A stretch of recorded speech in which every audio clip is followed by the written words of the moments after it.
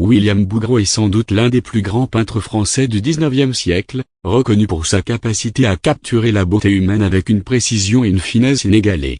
Ses œuvres, empreintes de réalisme, sont souvent caractérisées par des portraits sublimes, des scènes de genre émouvantes et une attention méticuleuse aux détails, notamment dans la représentation de la peau humaine, des textures et de la lumière. En tant que maître du réalisme académique, Bouguereau a laissé une empreinte durable dans l'histoire de l'art, malgré les critiques qui lui ont été adressées au fil du temps. Mais qui était réellement William Bouguereau?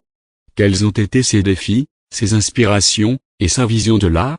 Dans cette biographie, nous allons plonger dans la vie fascinante de cet artiste hors du commun, retracer ses débuts, ses réalisations, ses combats, ainsi que son héritage qui continue d'influencer l'art contemporain. Les premiers pas de William Bouguereau, un enfant destiné à l'art. William Adolphe Bouguereau naît le 30 novembre 1825 à La Rochelle, une ville portuaire située dans le sud-ouest de la France. Issu d'une famille bourgeoise, il grandit dans un environnement relativement stable et a la chance de bénéficier d'une éducation soignée. Son père, un marchand, voulait qu'il prenne la relève de l'entreprise familiale. Cependant, dès son plus jeune âge, William se montre passionné par l'art, un domaine qui le fascine profondément.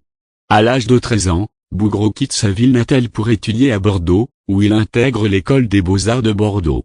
C'est à ce moment-là que sa carrière artistique prend véritablement forme. Très tôt, Bouguereau se distingue par ses talents exceptionnels en dessin et en peinture, montrant un intérêt particulier pour l'étude du corps humain et des techniques de rendu des textures. Il est très influencé par les grands maîtres de la Renaissance, tels que Raphaël et Michel-Ange, mais également par les œuvres des artistes du XVIIe siècle, notamment les classiques de l'académisme. En 1846, Bouguereau réussit à obtenir le prestigieux prix de Rome, une distinction décisive dans sa carrière. Ce prix lui ouvre les portes de l'Académie de France à Rome, où il va passer plusieurs années à perfectionner son art, explorant en profondeur les techniques de la peinture classique et du réalisme. Ce séjour à Rome marque une étape importante dans sa formation, car c'est là qu'il entre en contact avec d'autres artistes de son époque et qu'il développe ses premières œuvres majeures. Le réalisme académique, Bouguereau et l'école des beaux-arts à l'Académie des beaux-arts à Rome est une étape cruciale dans le parcours de Bouguereau, mais c'est également à son retour en France, après plusieurs années d'apprentissage, qu'il s'impose comme un peintre de talent. Dans les années 1850, il s'établit à Paris, où il commence à exposer régulièrement au Salon de Paris, une institution incontournable pour les artistes de l'époque. Son style, caractérisé par une grande précision dans la représentation du corps humain, notamment des portraits de femmes et d'enfants, est accueilli positivement par le public et la critique. Les œuvres de Bouguereau se distinguent par leur réalisme saisissant, leur douceur et leur harmonie. Il réussit à capturer les détails les plus minutieux, notamment dans la représentation des textures de la peau, des cheveux et des tissus. Son attention portée à la lumière et à la couleur fait de lui un maître dans l'art du portrait et des scènes de genre. Les sujets de ses tableaux sont souvent des femmes et des enfants, qu'il représente de manière idéaliste et presque surnaturelle, exaltant la beauté pure et la grâce. Parmi ses premières œuvres marquantes, citons La Vierge aux anges et Le baiser, qui révèle sa maîtrise technique et son style distinctif. Ses peintures sont saluées pour leur réalisme exceptionnel et la manière dont Bouguereau parvient à donner vie à ses sujets. Sa réputation grandit rapidement, et il devient un des artistes les plus admirés de son époque. Le maturité artistique, la période de gloire durant la seconde moitié du XIXe siècle, Bouguereau atteint l'apogée de sa carrière. Il remporte de nombreuses distinctions, dont la Légion d'honneur 1867, et ses œuvres sont acquises par des collections prestigieuses à travers le monde. Il expose au Salon de Paris, où ses œuvres font souvent partie des pièces maîtresses de chaque édition. Ses tableaux sont également achetés par de riches collectionneurs, ce qui lui permet de vivre confortablement de son art. Ses peintures deviennent des références pour ses contemporains, et il devient un membre respecté de l'école des beaux-arts de Paris. En 1875, il est nommé professeur à l'école des beaux-arts, où il enseigne pendant de nombreuses années. Il a alors l'opportunité de transmettre son savoir-faire à des générations de jeunes artistes, qui sont impressionnés par sa maîtrise technique et son approche de la peinture. Les œuvres de cette période sont marquées par une représentation de la beauté féminine et de l'enfance idéalisée. Ses tableaux comme l'Innocence, Nymphe et Satyre et la Dentalière sont des exemples frappants de son talent à capturer la grâce, la lumière et les émotions humaines. Bouguereau excelle dans la peinture de portrait, où il parvient à transmettre non seulement la ressemblance physique de ses sujets, mais aussi une profonde dimension psychologique.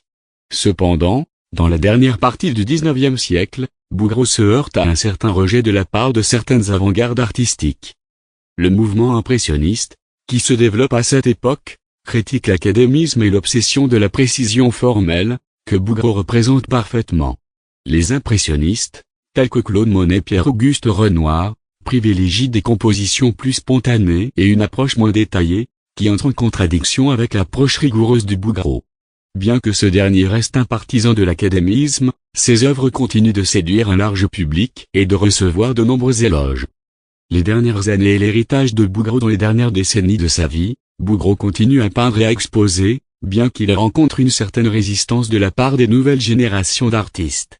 Le début du XXe siècle marque un tournant pour l'art occidental, avec des mouvements comme le cubisme et le fauvisme qui rejettent les principes académiques au profit de formes plus expérimentales. Malgré cela, Bouguereau conserve une grande popularité dans les cercles traditionnels et continue à produire des œuvres raffinées, parfois plus intimes, comme ses portraits de famille. William Bouguereau meurt le 19 août 1905 à Paris, laissant derrière lui une œuvre riche de centaines de tableaux, croquis et études. Son art, qui avait marqué l'histoire du XIXe siècle, est quelque peu négligé pendant une période au XXe siècle, où l'art moderne et l'avant-garde prenaient le devant de la scène. Cependant, au cours des dernières décennies, son œuvre a retrouvé sa place parmi les plus grandes réalisations de la peinture académique, et de nombreuses expositions rétrospectives ont permis à de nouvelles générations de découvrir l'étendue de son génie. Conclusion, un maître indémodable du réalisme, William Bouguereau restera jamais une figure centrale de l'histoire de l'art occidental. Son style, d'une finesse inouïe, sa maîtrise des textures et des lumières, sa capacité à saisir l'âme de ses sujets à travers la peinture en font l'un des plus grands artistes de son époque. Malgré les changements de paradigme artistique qui ont suivi la montée de l'art moderne, son héritage reste intact et son influence se fait encore sentir aujourd'hui. Bouguereau nous a légué un art qui célèbre la beauté humaine dans sa forme la plus pure et la plus idéale. Son travail n'est pas simplement une démonstration de technique, mais une invitation à apprécier la subtilité et la profondeur de chaque détail. Il nous rappelle l'importance de l'émotion dans l'art, et la manière dont la peinture peut non seulement capturer la réalité, mais aussi en révéler la dimension poétique. Si l'histoire de l'art moderne a quelque peu occulté Bouguereau, son nom reste gravé dans le marbre des grands maîtres. En redécouvrant son œuvre, nous renouons avec une tradition de perfection formelle et de recherche constante de la beauté, un principe qui continue d'inspirer artistes et amateurs d'art à travers le monde.